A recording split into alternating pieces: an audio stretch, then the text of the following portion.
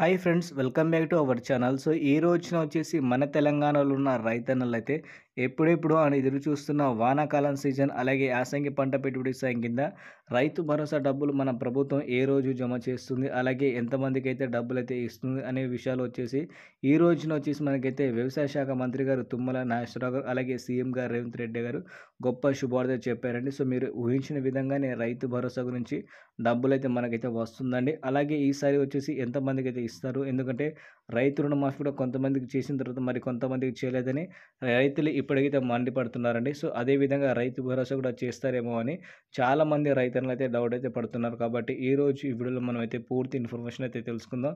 అసలు రైతు భరోసా డబ్బులు ఏ రోజున ఎంతమందికి అయితే వస్తుంది, అలాగే ఈసారి వచ్చేసి కొత్తగా అప్లై చేసుకున్న వాళ్ళకి వచ్చే అవకాశం అయితే ఉందా లేదని చాలామంది అడుగుతున్నారు. కాబట్టి ఈరోజు ఈ వీడియోలో అయితే మనం అయితే పూర్తి డీటెయిల్ అయితే తెలుసుకుందాం. వీడియో మాత్రం ఎక్కడ స్కిప్ చేయొద్దు, పూర్తిగా ఎండ్ వరకు చూడండి, ఓకేనా.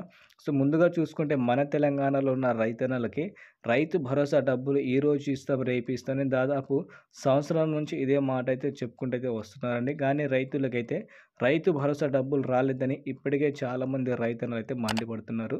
సో హామీ ఇచ్చిన విధంగానే మన తెలంగాణలో ఉన్న రైతన్నలకైతే రైతు భరోసా డబ్బులు ఇస్తున్నట్టు మనకైతే ఈ రోజున అప్డేట్ అయితే ఇచ్చారండి. డేట్ కనుక చూసుకుంటే 24వ తారీఖు జనవరి, ఈరోజు శుక్రవారం రోజున మనకైతే అప్డేట్ అయితే ఇచ్చారండి.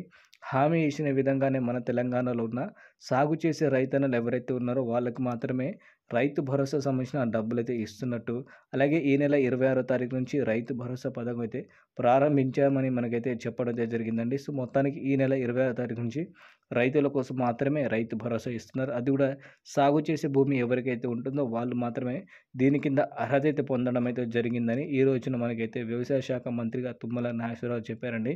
మొత్తానికి హామీ ఇచ్చిన విధంగా 15,000 రూపాయలు కాకుండా రైతులకి ఒక పంట పెట్టుబడి సాయం కింద 6,000 రూపాయలు, ఇంకో పంట పెట్టుబడి సాయం కింద ఇంకొక 6,000 రూపాయలు, మొత్తంగా 12,000 రూపాయలు అనేది ఈ నెల 26వ తారీఖు తర్వాత నుంచి రైతుల ఖాతాలో ఎకరాల వారీగా అయితే వస్తుందండి. సో మొత్తానికి హామీ ఇచ్చిన విధంగానే రైతుల ఖాతాలో రైతు భరోసా అయితే వస్తుంది. మీరైతే టెన్షన్ పడాల్సిన అవసరం అయితే లేదు.